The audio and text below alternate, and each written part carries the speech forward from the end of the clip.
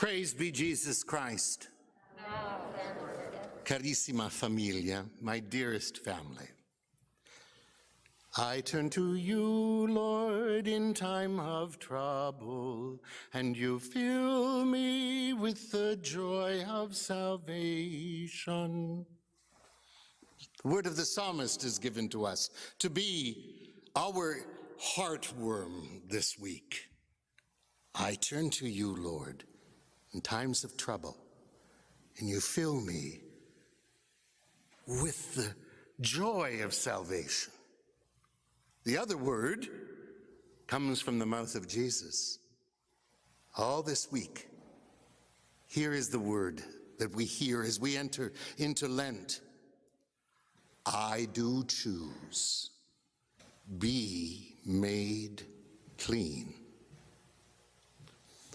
The last couple of weeks I've been in contact with many members of Parliament as the Canadian Catholic School Trustees reach out to speak to them about Catholic education and why it should be and continue to be supported.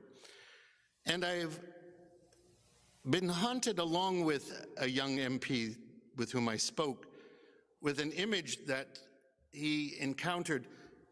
His 6-year-old son went in to talk to his mom, and before he began to speak to his mom, he went like this, even though he didn't have a mask on. He was just so used to doing this. We hear the book of Leviticus tell us something.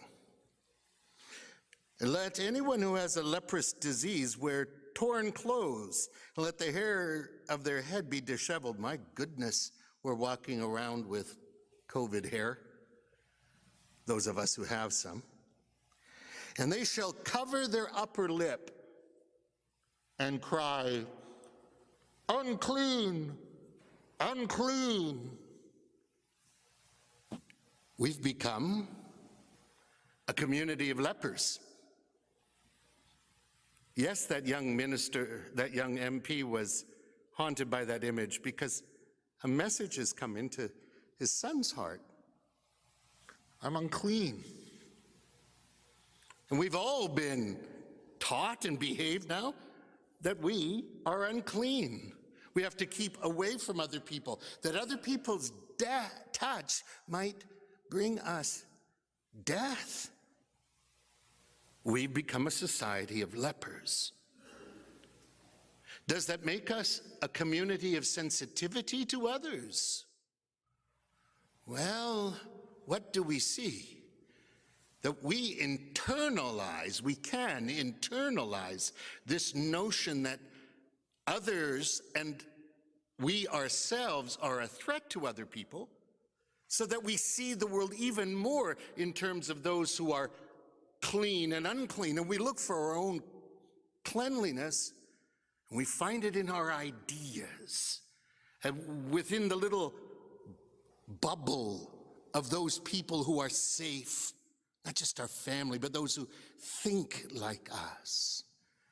And the technology that is given to us narrows our vision more and more, so that we begin to see the world in terms of clean and unclean, not in terms of mistaken or accurate or struggling and having arrived.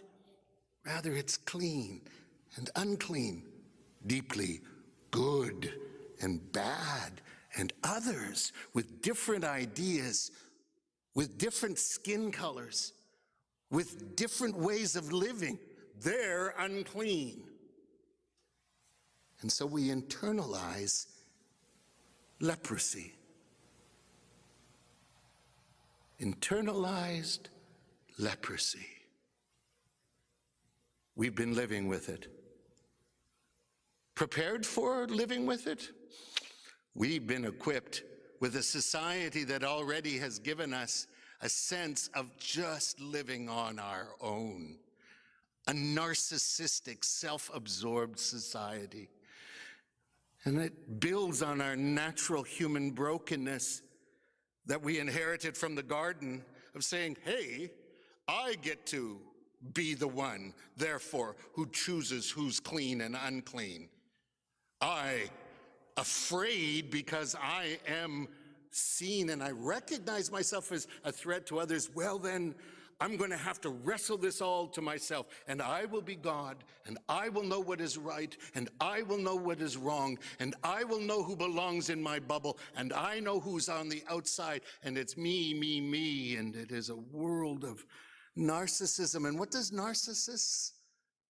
what happens to Narcissus?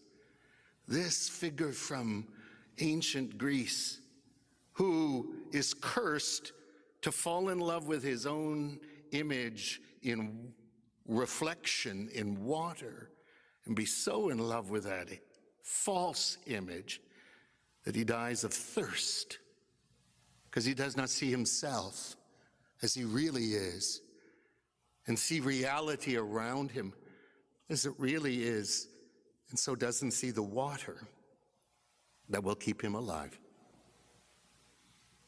I turn to you, Lord, in time of trouble, and you fill me with the joy of salvation.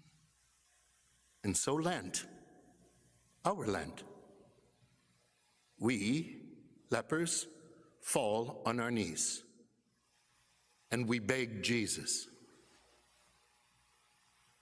How do we beg Jesus? With prayer, our prayer of begging, of seeing what the consequences are of just internalized and being named and living as lepers. We beg him, make us clean. And then we begin to fast and discipline our bodies in a different way, not with the false food that comes with narcissism, that seeks to stuff watching TV and filling our face with food and distractions as a way of softening the sadness and pain that is within us. We fast from that false way of living. And then we do the action that shatters the lie that we're all alone by becoming people of almsgiving, of reaching out to the poor and to others that are outside of the little bubble of safety that we think we need, and sharing with them. That's how we beg. And what will we hear? Jesus. What will we see? His hand coming toward us. What will we discover? Each one of us will hear his word. I do choose you. Be made clean.